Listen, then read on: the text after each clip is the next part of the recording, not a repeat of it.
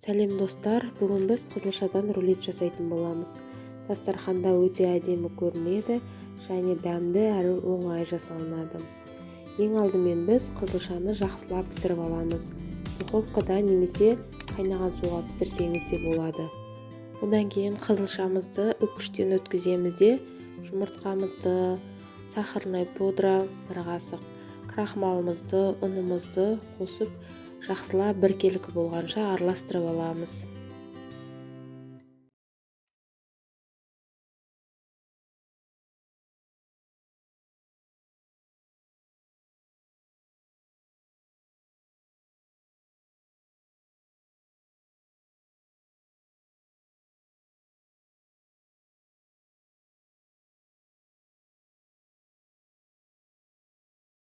Енді біз жұмыртқаның белогын алып, аппақ боп көпіргенше миксерлейміз.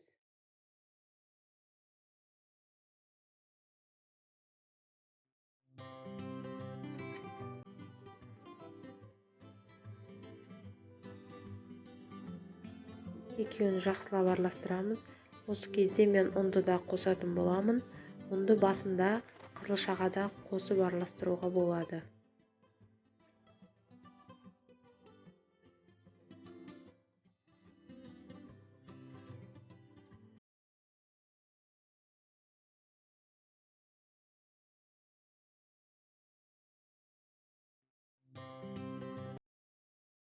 Біркелкі қылып жайып, қызып тұрған духовкаға 180 градусқа 20-30 минуттай пісіріп аламыз.